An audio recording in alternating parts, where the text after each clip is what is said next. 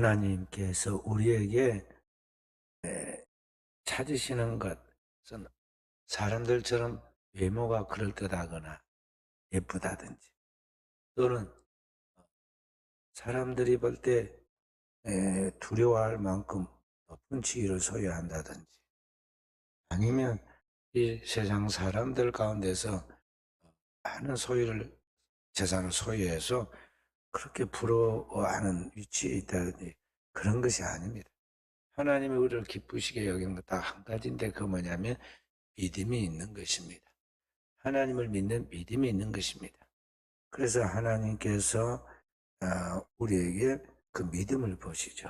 항상 중심을 보시는 하나님이 우리의 그 마음 깊은 곳에 있는 믿음을 보신다.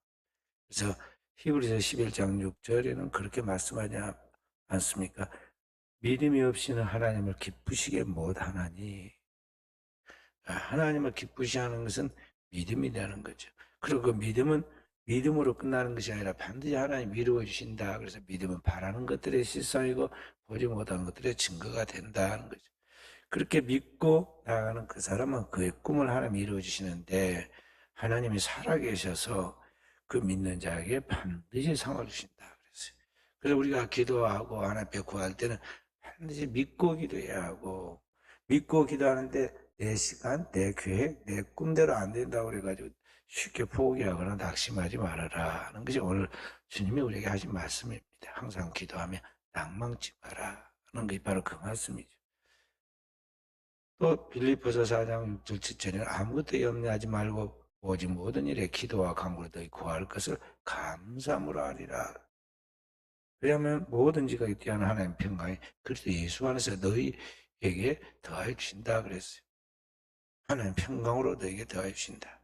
그러니까 오늘 우리는 그 하나님 뵙게 되는데, 문제는 뭐냐면 주님이 내게 그 믿음이 있느냐 물으시고 있어요. 정말 그 축복받을 수 있는 진정한 믿음이 내게 있느냐. 무슨 말씀입니까? 제가 몇 대째 하나님 믿는데 그렇게 우리는 생각하고, 또 내가 하나님을 오랫동안 믿고 잘 믿고 교회에서도 알아주고 나가서도 알아주는데 왜 그렇게 말씀하십니까? 제가 누굽니까? 교회에서 누굽니다 하고 우리는 반박하고 싶지만은, 주님은 내 믿음이 만약 진짜 있다면, 겨자씨만큼만이라도, 우리로 말하면 눈곱만큼이라도 있다면 산을 옮긴다. 뽕나무를 뽑혀서 바다에 던져도 그대로 된다. 등치 무덤이 없다. 근데 그 믿음이 있느냐고 지금 우리에게 말씀하고 있어요. 주님이 다시 재림해 오시고 새하늘과 새 땅과 새 예루살렘을 우리에게 주시고, 오늘 우리가 부활의 영원한 생명 하나님과 함께 영생의 반열에 들어갈 바로 그 시점에 오면, 그때는 양과 염소를 가르듯이 분명히 가르고, 알곡과 쭉정이를 가르듯이 분명히 가르고, 천국 갈 자와 지옥 갈 자가 분명히 갈리게 될 것인데, 그때 진짜 믿음인 자로 보겠느냐. 그거 주님 말씀하십니다. 그래서 우리에게 반드시 회복되어야 할 것이 있는데, 그게 무엇이냐면 참 믿음입니다. 참 믿음. 참 믿음이 무엇이냐? 어떤 것을 참 믿음이라고 하느냐 하는 것을 제가 지금 오전에 말씀드렸고요. 오후에 이어서 그 말씀을 드리려고 하는 것입니다. 참 믿음. 하나님 앞에서 진정한 믿음이 뭐냐? 네 번째로, 그 믿음은 하나님의 손에 의해서 다루어지는 것이다. 그게 믿음이라는 것입니다. 우리는 계획을 세웁니다. 계획 없는 사람은 싫어하죠. 계획성 있게 뭔 꿈을 가지고 계획을 세웁니다. 사업을 하겠다. 또 학교 학생들 같으면 공부를 해가지고 학교를 어디 가겠다, 성적을 몇 점으로 올리겠다 등등 계획을 세웁니다. 근데 그 꿈대로 안 되고 계획대로 안 됩니다.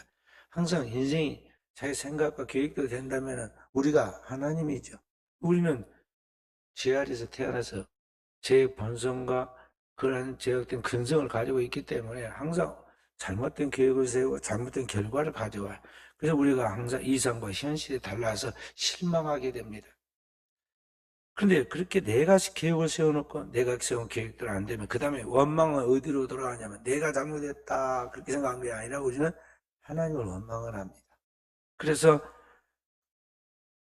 우리가 믿어도 필요 없더라, 하나님이 살아계시기는 뭐가 살아계시느냐 하면서 별 우리가 원망을 다 하죠. 그 원망에 바탕은 뭐냐면은 오늘 내가 더 중요하고 내 생각이 내 계획이 더 중요하고 크다고 생각하기 때문에 내 꿈을 하나님 앞에 알겠으니까 하나님이 이루어져야 하는데 그게 안 이루어졌으니까 그러니까 내 계획대로 안 되고 꿈대로 안 된 것에 대해서 하나님을 원망하고 있는 것이죠.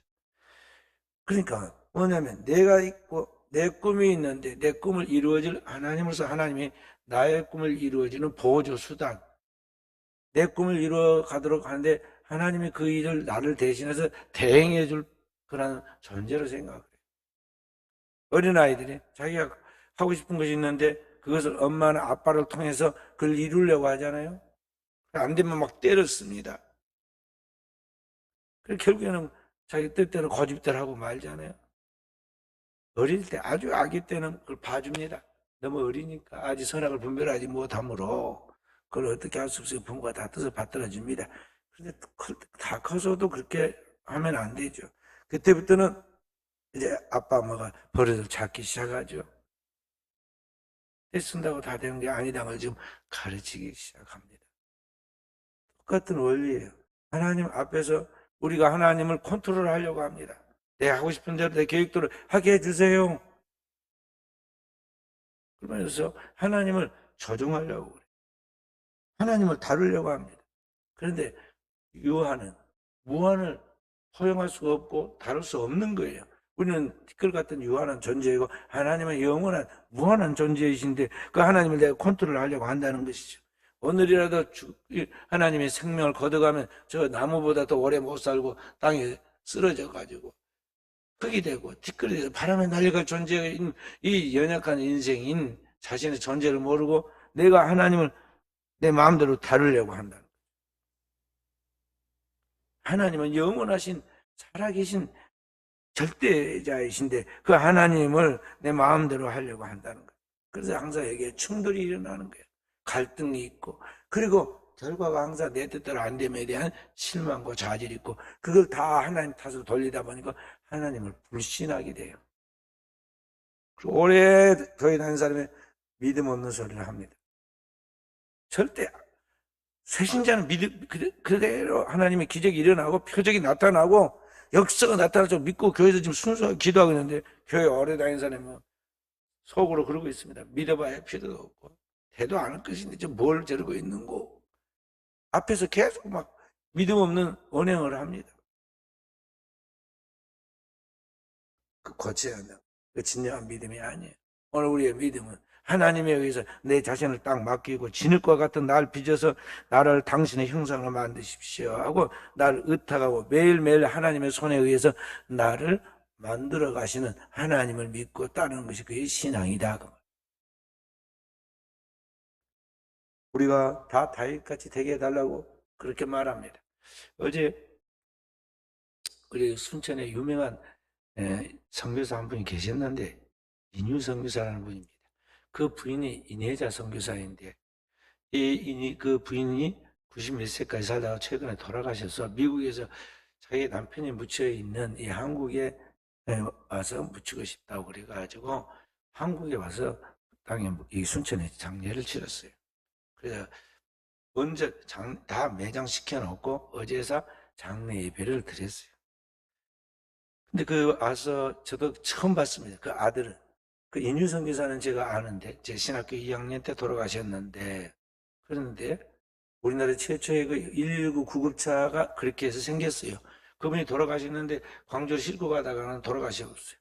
뭐 구급시설이 안 되었고 있으니까 그런 차가 그 당시에 없었기 때문에, 그렇기 때문에 이런 것들이 있어야 한다는 것을 알고 이제 돌아가신 다음에 그의 가족들이 구급차를 이제 만들어 가지고 최초의 우리나라의 최초로 순천 소방서에다 기증을 했습니다.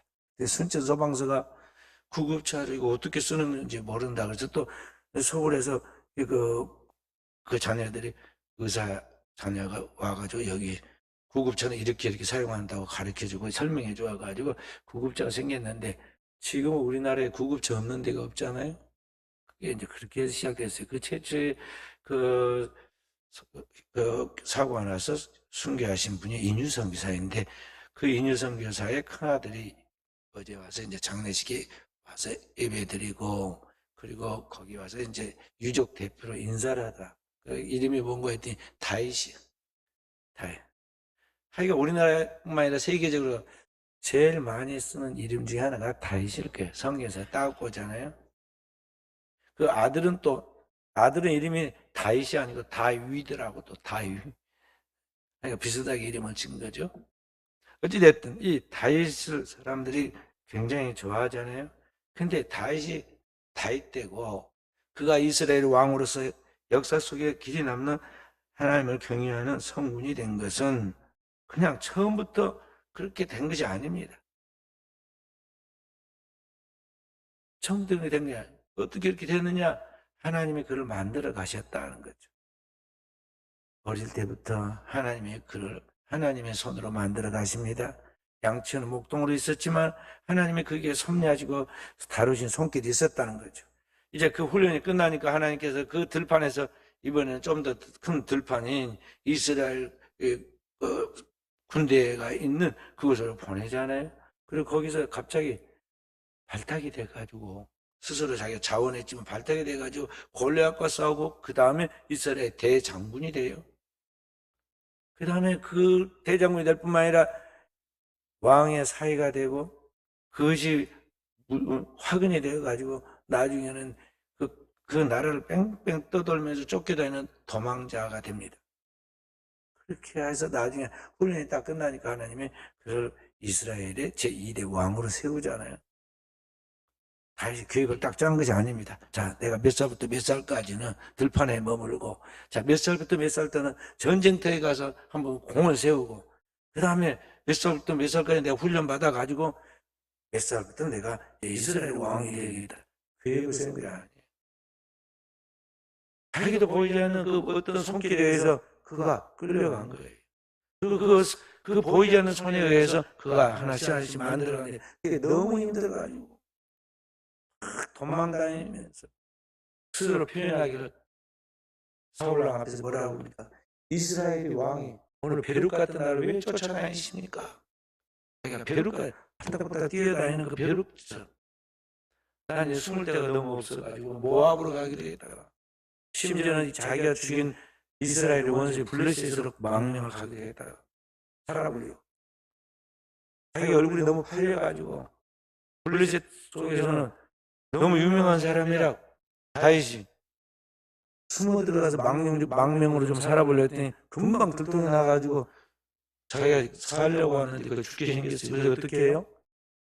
대문 앞에서 미친 사람처럼 갑자기 침을 막 질질 흘리고 막 대문을 손으로 긁고 발광을 하잖아요. 누가 봐도 미친 사람이라. 상대나 지금이나 미친 사람 안 건드려요. 미친 사람 건들면 거기에 붙어있는 귀신이 자기한테 이렇게 와서 해를 끼친다 생각하고 안 건듭니다. 그래서 겨우 위기를 모면해가지고 도망쳐 나오죠. 자기가 계획을 세운 게 아닙니다. 하나님에 의해서 그가 지금 하나님이 이끄시는 것인데 어떻게 보면 하나님 몰고 다니는 거예요. 목자가 양을 몰고 다니듯이 저 몰고 다니는 거예요. 그 믿음이란 뭐냐면 하나님이 나를 다루신다. 하나님 만들어 가신다. 하나님이 나를 이끄신다는 걸 믿고 그 하나님의 손에 나를 맡기고 나가는 식의 믿음이다. 전능의 하나님이 나를 맡겨야 돼. 저도 종종 우리 성도들이 전혀 그거한테 맡기는 게 믿음이라고 자꾸 가르쳐주는 게 믿음.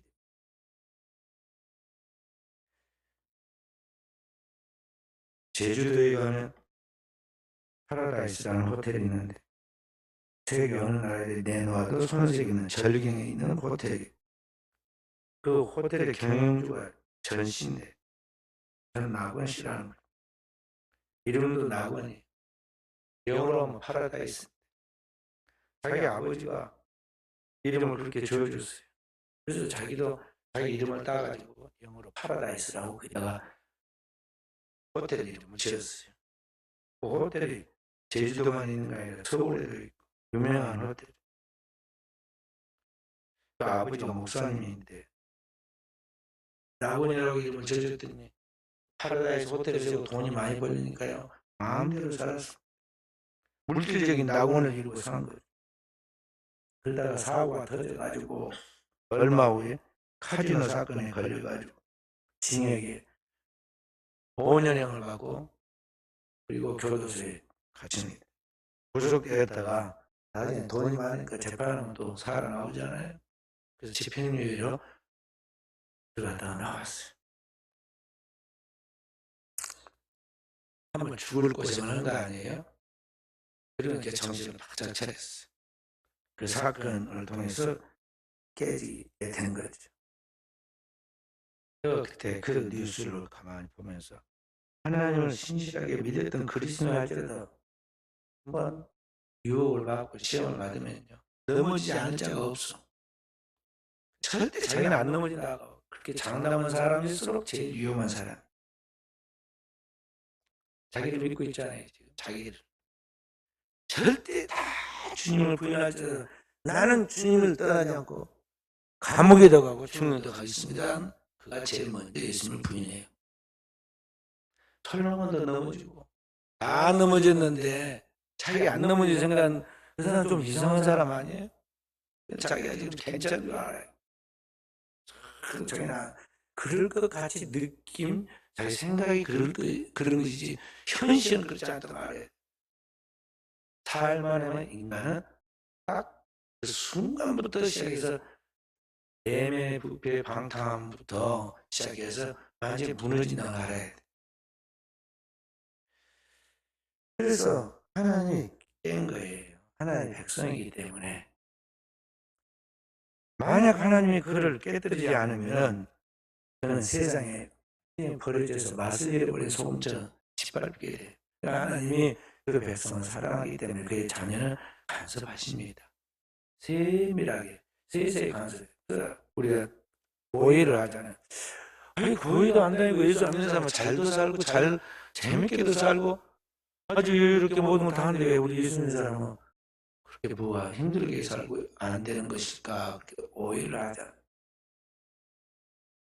악인에게도 하나님 햇빛과 비를 줘서 다 살게 하시다고 그랬어요. 잡혀먹을 언젠가 잡혀먹을 짐승은 살만 뒤룩뒤룩 찌어놓고요. 절대 고생도 안 시켜요. 제가 첫 번째로 개척한 불교 문화에서 개척한 그 교회 우리 교회 집사님 안수 집사님 안수 제가 세운 그 집사님 그 당시에 40년 가까이 된 그 당시에 돼지를 한 400도 치더라고요. 치는데 물어보니까 90kg짜리가 제일 잘 고기가 맛있고 잘 팔린다고. 그래서 돼지를 막 먹여가지고 90kg만 되면 갖다가 파는 거야. 그러니까 그 돼지는 어찌됐든 90kg 될 때까지 잘 먹이고 아무것도 안 시키는 거예요. 이 세상 사람들이 이 말에 언젠가 잡혀먹을 짐승처럼 이 땅에서만큼은 그래도 살게 해주는 거예요. 나중에 가서 핑계하지 못하도록. 근데 그렇게 살다가 그렇게 끝나고 싶어요? 하나님 백성은 절대 그렇게 하지 않아요. 하나님이 다루신다. 간섭하신다는 거죠. 그래서 우리는 예수 믿는 사람은요, 주일만 하루 빼먹고 그래도 금방 뭔가가 하나님이 간섭하신 딱 느껴지잖아요? 그럽니다. 다른 사람은 다 몰라도 자기는 알고 있어요. 그래서 그 살아계신 하나님이 그 하나님의 자녀를 하나님의 백성답게 만들어 가시는 하나님의 계획과 그 간섭하신 것을 하나님의 손길을 느끼며 나가는 그게 믿음이라는 거예요. 그래서 우리도 어떤 내 계획이 이루어지지 아니냐 할 때, 내가 원하는 것이 아니다 뜻하지 않는 상황들이 일어날 때 그것이 재수가 없다고 생각하는 것이 아니라 하나님이 나를 지금 다루시는구나. 하나님이 나를 만들어 가시는구나. 하나님이 나를 버리지 않고 하나님의 백성으로 지금 하나님이 새롭게 이끌어 가시는구나 하는 것을 믿고 하나님을 원망하는 게 아니라 더욱 감사하는 자가 되어야 한다는 것입니다. 다섯 번째로 믿음은 신실함이다 하는 것입니다. 믿음이라 내 삶을 하나님 앞에 맡기고 하나님의 손에 의해서 다뤄진다는 것을 믿는다면 나는 매일매일 그 하나님 앞에 신실하게 살아갈 수밖에 없는 것입니다. 하나님은 신실하신 하나님이에요. 그래서 찬송가에도 신실하신 주, 오 신실하신 주라는 찬송가 있잖아요. 하나님은 신실하시다. 믿음이라는 말을 헬라 말로 피스티스라고 합니다. 피스티스라는 말에는 신실함이라는 뜻이에요. 오늘 하나님 앞에서 우리가 신실해진다. 그건 뭘 말하고 있느냐면 구체적으로 우리 삶에 적용해 볼 때 그것은 뭐냐면 하나님의 말씀의 원리와 원칙과 기준이 있어요. 진리가 있고 나는 타락한 죄성을 가진 육신의 소욕과 욕망과 내 생각이 있는데 바로 하나님의 말씀 앞에서 내 생각을 하나씩 하나씩 깨뜨려 나가는 것, 자기를 부인하는 것이 그게 신실함이에요. 자기를 부인함이 없이 신실할 수가 없어요. 그래서 주님께서 아무든지 나를 따라오는 자는 자기를 부인하고 자기 십자가를 지고 나를 쫓을 것이다 그랬어요. 갈라디아서 5장 16절부터 17절에 성령을 쫓아 행하라 그래야만 육체의 소욕을 이루지 아니하리라 그래. 육체의 욕심을 이루지 아니하리라. 육체의 소욕은 성령을 거스리고 성령의 소욕은 육체를 거스리는데 이 두 개가 서로 대적한다고 그래요. 너희가 원하는 것, 죄지려고 하는 것 하지 못하게 만드는 게 뭐냐면 성령이 그걸 딱 제한시킨다는 거예요. 그리고 우리가 선택해야 돼요. 하나님의 말씀을 따라서 할 것이냐 내 생각과 욕망을 쫓아 살아갈 것인가에 대하여 내 자신의 타고난 죄성은 내 육체의 욕망을 따라 내 감정대로 살고 싶어 하는데 그 나의 생각을 그때마다 예수 그리스도와 함께 십자가에 못 박고 자기 생각을 부인하고 나가게 되는데 이것이 신실합니다. 그래서 매일 모든 일에 순간순간 선택해야 돼요. 자기를 부인하는 가운데서 하나님의 말씀을 선택하고 나가는 그것이 믿음이다. 프랑스 작가임의 외교관으로 60년대 주일 대사까지 지낸 폴 클로델이라는 프랑스 작가가 있는데 그가 이런 말을 했어요. 예수 그리스도를 믿는다는 것은 십자가의 삶에 동참하는 것이고 예수 그리스도의 삶에 동참한다는 것은 십자가 위에서 예수 그리스도의 사지가 찢어진 그 고통에 동참하는 것이다. 그러니까 예수님 따로 내 따로가 아니라 예수님이 십자가에서 그 죽는다는 것에 동참하는 것이 그게 예수 믿는 것이고 예수 그리스도가 십자가에서 죽는다는 것, 십자가에서 자기 사지가 찢겨진 것처럼 오늘 우리는 우리의 삶을 통해서 우리의 모든 것들이 찢겨진 것을 같이 동참해서 똑같은 삶을 살아내야 한다는 거죠. 그러면 그 찢겨낸다는 게 뭐냐? 그럼 설명을 그가 하기를 그분의 사지가 찢어졌다 하면 첫째, 선과 악이 찢어진 것이요. 둘째, 미움과 사랑이 찢어진 것이요. 셋째, 영혼과 육체가 찢어진 것이요. 마지막으로 로고스와 파토스, 이성과 감정이 찢어진 것이다. 그래서 그러니까 오늘 주님을 믿고 주님 앞에서 주님이 십자가에 찢김까지 주님과 함께 동참해서 내가 찢겠다는 것은 뭐냐면 나의 모든 것이 분해돼 가지고 나의 이성과 감성이 나의 영혼과 육체가 그리고 내 모든 것들이 선과 악이 미움과 사랑이 다 찢어져서 분리가 돼서 그리스도의 형상과 모양으로 재창조가 되는 것이 바로 주님의 십자가의 동참이다 그런 말. 자, 나는 본래 타고난 죄인이고 죄성을 가지고 있잖아요. 그러면 어떤 길로 가게 되죠? 죄인의 길에 가게 되고 있어요. 죄인이기 때문에. 사악한 길로 간다는 거죠. 사악한 길로 간다. 그런데 하나님의 말씀에 그 정도로 가려고 하면은 이게 어찌 되겠어? 하나님 나를 찢어서 분해를 시켜야 돼. 그래서 이런 가운데서 하나님 나를 계속 다루시고 나를 찢고 그렇게 나아가니까 그게 인간적으로 어떤 고통스러운 거예요. 그게 괴로울 때가 많다는 거죠. 예수 그리스도 믿는 사람들이 계속 하나님 앞에서 회개하고 신앙생활 하면서 나의 자신을 쳐서 복종시키는 이러한 과정들을 갖게 되는데 이것이 육체적으로는 힘들고 현실적으로는 지금 조금 당대에는 어려움이 있지만은 이것이 진실로 내 영혼을 사랑하고 영혼을 하나님의 복받게 하는 길이라는 걸 알고 우리는 고난을 감수해야 한다는 거죠. 제가 2006년도에 저기 설악산 대청봉을 등반을 했는데 하루 만에 올라갔다 내려왔어요. 사모님이 그때 따라가고 죽을 고생을 했습니다. 근데 또 내려오면서 내가 또 뭐라고 또 제안을 했냐면요. 내려올 때는 우리 맨발로 내려가자고 그랬습니다. 올라 말하면 어싱을 하자고 내려갔어요. 그리고 맨발로 또 순진했고 다 따라해요. 그게 어디 1775m인가 저기 대청봉이 그런데 거기를 이렇게 북쪽 지역에서 이렇게 깎아지는 데인데 그걸 한 번에 올라갔다 한 번에 내려오는 거야. 8시간에 걸쳐서. 그런데 그것도 내려올 때 맨발로 왔으니 어찌 됐겠습니까?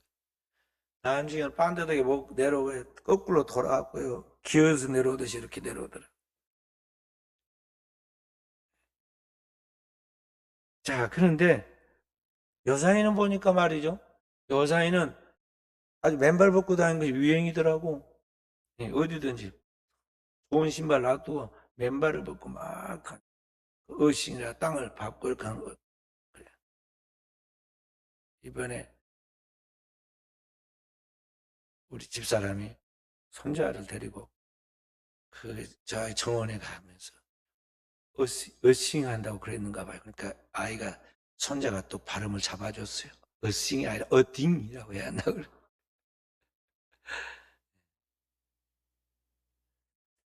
어찌됐든 지금은 사실 신발 신고 다니는 게 편하죠. 맨발로 다니는 게 뭐가 편해요. 발가시에 찔릴 수도 있고 발 돌부리에 찔릴 수도 있고 그런데도 왜 하는 거예요? 건강이 좋으니까 몸에 유익하다고 그러니까 실제로 효과가 있어 저녁에 잠이 잘 온다고 그러니까 사람들이 힘들어도 하지 않아요. 오늘 우리의 인생이 하나님 앞에 복이 되고 내 영혼의 복이 되고 내 삶의 축복이 되니까 우리가 이 고난에 동참하는 거예요.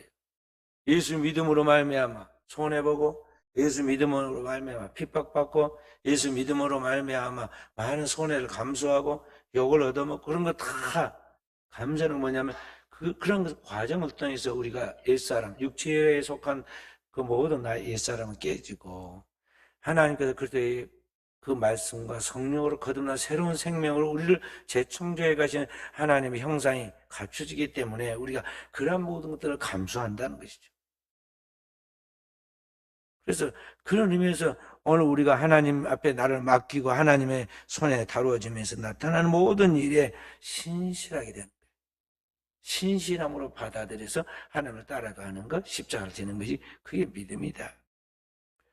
여섯 번째로 믿음은 자기 발견이에요. 자기가 누군가에 대한 자기의 아이덴티티, 정체성을 발견하는 것이다 하는 것이죠. 우리라는 소설의 작가인 알렉스 헤일리가 있는데요. 그 자기 이야기를 지금 소설을 쓴 거거든요. 자기가 누군가 새까맣게 지금 노예로 있다가 노예 조상으로 있다가 지금 현재 살아가고 있는 나는 도대체 누구인가에 대한 자기 뿌리를 찾는 것인데요. 가서 찾아보니까 누구이냐? 아프리카에 있는 킨타쿤테의 그 부족의 후손이란 걸 자기가 이제 알았어요. 그리고는 그렇게 기뻐하고 글로 실감나게 써서 놨는데 오늘 우리로 말하면 대단한 족보도 아닌데 뿌리를 찾고 그렇게 기뻐해서 내는 책이 베스트셀러가 되었어요. 그래서 지금은 우리의 청소년들이 꼭 읽어야 할 책 중에 하나가 이 뿌리라는 책이에요. 그 이야기 하려고 한 게 아니고 마태복음 1장에 보면 1장 17절부터 예수님의 족보 1장에 전체가 예수님 족보 이야기가 나옵니다. 그 족보를 분석하면서 그게 뭐라고 나왔냐면 마태복음 1장 17절부터 아브라함부터 다윗 때까지 14대요. 다윗부터 바벨론으로 이가할 때가 14대요. 바벨론으로 이가한 후부터 그리스도까지 14대더라. 그렇게 나와요. 그래서 제가 쭉 세봤습니다. 14대, 14대, 14대. 그러면 몇 대가 돼야 돼요? 42대가 돼야 돼. 근데 세보니까 41대밖에 안 돼. 근데 저기 42대라고 한단 말이죠. 그 왜 그럴까요? 족보에 한 대가 빠져. 하나님이 실수하셨을까요? 하나님이 지금 거기다가 그 예수님이 족보에 너를 넣어라 그 말이에요. 지금. 그 족보에 한 대가 없는 그 속에 내 이름을 넣으면 42대가 맞다는 거죠. 오늘 여러분과 그리스도의 계보에 오른 사람들이에요. 영접하는 자, 곧 그 이름을 믿는 자들에게 하나님의 자녀가 되는 권세를 주셨으니 이는 혈통으로나 육정으로 사람의 뜻은 나지 아니고 하나님의 뜻으로 난 자들이니라 그랬어요. 하나님의 뜻에 의해서 우리가 그리스도의 계보, 족보에 오른 사람들이라는 것을 알아야 한다는 것이죠. 다시 말해서 오늘 나의 뿌리는 예수 그리스도이고 예수 그리스도 안에서 내 하나님의 자녀가 되었다는 것을 알고 내가 하나님의 자녀라는 그 정체성을 발견할 때 우리의 삶은 차원 높은 길을 걸어갈 수 있게 되는 것입니다. 어린아이들이 즐겁게 보는 동화 중에 미운 오리새끼라는 동화가 있어요. 미운 오리새끼 한 마리가 있었습니다. 다른 오리들은 오리처럼 잘생기고 잘 컸는데 자신은 전혀 오리처럼 생기지 않고 이상하게 생겼어요. 그래서 나는 왜 저렇게 이상하게 생겼을까? 오리처럼 저렇게 뒤뚱뒤뚱 거려야 하는데 나는 왜 걷는 것도 뒤뚱거리지 않고 이렇게 폼이 안 날까?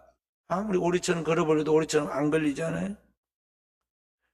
그 고민을 많이 하고 오리들한테 미움을 받아서 그래서 미운 오리 새끼였어요.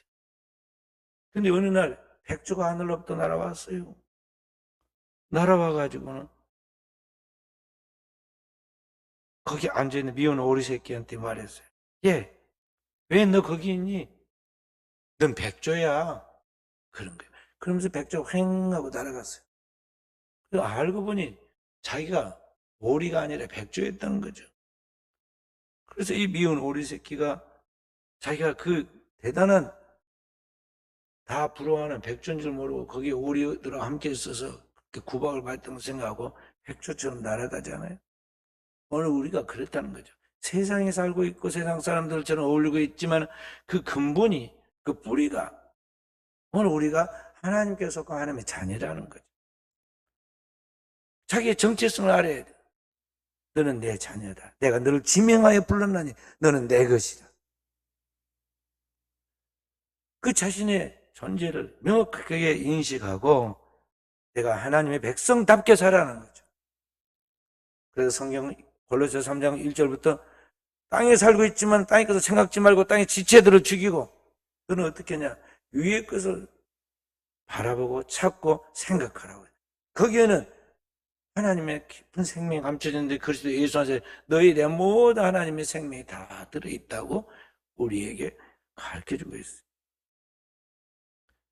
그러므로 오늘 우리가 이 세상 오리 새끼들 같이 거기에 똑같이 살면서 자신의 정체성을 모르고 땅에 있는 것들에 매여가지고 시기 질투하고 작은 물질 때문에 죽고 사는 노예가 되고 그것 때문에 불평 원망하면서 살아간다면 나의 삶이 얼마나 어리석은 삶이냐 하는 거예요.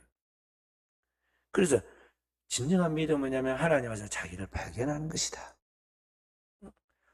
하나님의 자녀로서 자기의 정체성을 발견하고 그런 하나님의 자녀로서 살아갈 수 있는 하나님의 꿈을 갖도록 자기를 존중하고 그렇게 하나님의 부름받은 또 다른 하나님의 백성이 다른 사람의 인생을 존중하며 살아가는 것이 오늘 믿음 있는 성도의 삶이라는 것입니다. 오늘 말씀을 총정리해서 마치면요. 믿음이란 하나의 이상적 단어로 끝나는 것이 아니라 그 믿음이란 오늘의 우리의 신앙의 지속적인 삶이라는 것.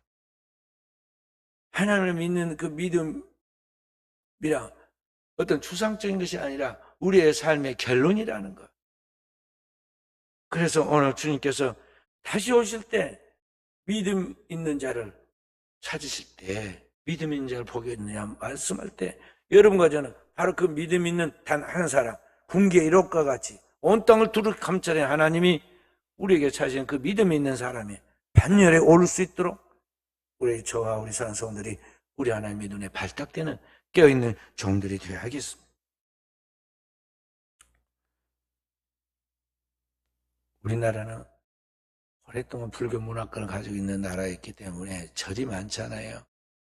절에 가면은요, 이 절 4월 초파일 때 등다는 것도 나옵니다. 또, 가을에 수능 시험이 되면요, 절에 와서 공들인 사람 내는데 그 공들이러 온 사람들 셔틀버스가 실어 날릅니다. 절에 가보면요, 100일 등을 달아놓고 100일 기도한 사람도 있고요, 천일 등을 달아놓고 천일 기도한 사람들이 있어요. 등을 얼마나 많이 달아놓은지 몰라. 제가 거기 가봤습니다. 저기 남해 무슨 여기 여수 향이랑 같은 무슨 그분 절이 있는데요. 절벽에 깎아진 절벽에 거기에 절이 있어요. 근데 거기까지 막 차들이 실어나요. 그 공들인이라고. 거기 백일기도 천일기도도 합니다. 아까 샤머니즘, 무당 종교 이야기를 했는데 이 무당들에게 가가지고 공을 들이는 사람들이 있어요. 근데 그런 사람들이 우리 뭐 교회 나와서 헌금하는 사람들처럼 돈 몇만 원 넣고 이렇게 한 것인지 알아요? 등 하나 다는데 몇만 원짜리 이런 거 다는지 않아요? 그냥 이렇게 펴지는 등이라도 이름 하나 쓰고 달아놓은 게 몇십만 원에 굿을 한 사람들도 마찬가지고 아주 나름대로 정성을 다 합니다. 이처럼 내가 아쉬울 때 필요에 따라 신을 의지하는 것은 아무나 하는 일이에요. 이 세상에 살아있는 사람이라면 다 그렇게 살아가요.